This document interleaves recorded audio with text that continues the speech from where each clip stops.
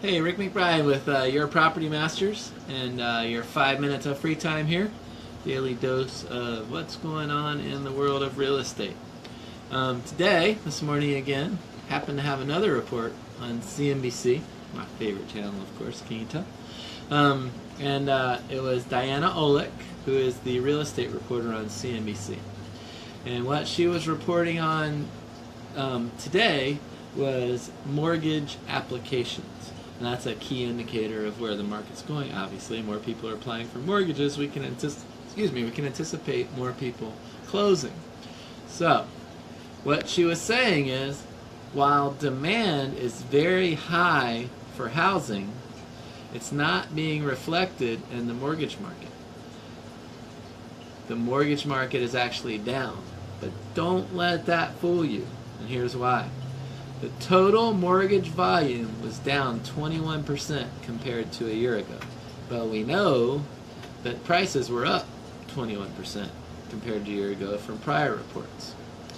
But what you got to do is read between the lines, because most of that was refis. Refis were down.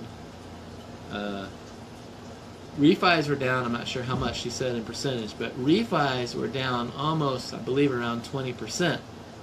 So the actual mortgage applications for new mortgages are up 9.5%. So the big headline's going to be mortgage applications down, the economy, blah, blah, blah, is going to be down, real estate market's not as hot as you think it is. But that's not true. It's actually refis that are down, refinance, people refinancing their mortgages. I believe you're going to probably see the refinance mortgage market, the refinance market, not really be all that hot, because most people who have mortgages now are in the 3 to 4 range. Why would you ever refinance that? You might take a second out, take some cash out of your property if you get enough equity, but why would you ever refinance your loan if you're at 3.5%? That loan's never getting refinanced. So I believe you will continue to see those applications decline.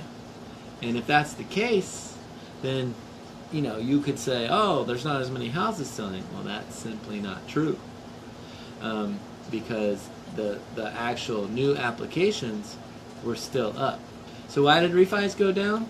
Well, most people, like I said, these days are already in their place at 3.5 to 4%, and the interest rates on the refinances went up. Not substantially, but it went up a little bit. So as rates are going up, people don't really refinance, which isn't very smart either, because if rates are headed up and we all basically, it's common, everyone agrees, I guess you would say, that rates are going to keep going up. So even though you're a little higher than you were 3 months ago, you probably still should refinance, because it's going to be even higher tomorrow, supposedly, according to all the experts. But typically, right before the weekend, before President's Day weekend, and then the Tuesday following that, and the week before it, is the kickoff of the spring season nationwide. Here in Florida, we start a little earlier. We started mid-January, late January, but the nationwide, the real estate market, get the kickoff of it is the weekend of President's Day. And mortgage new applications were actually down a little bit this last week.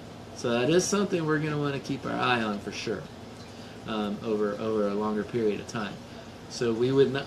That was new applications down year over year in the week before the President's Day weekend. That's a little concerning, because that's when things do get hot. So we do need to still keep our eye on that. But I still don't think it's a problem. I think that's just the way it was. Historically speaking, interest rates haven't really gone up that much. They're only they've hovered around 4.25% for the last few months. My first mortgage, I was 10% in 1990.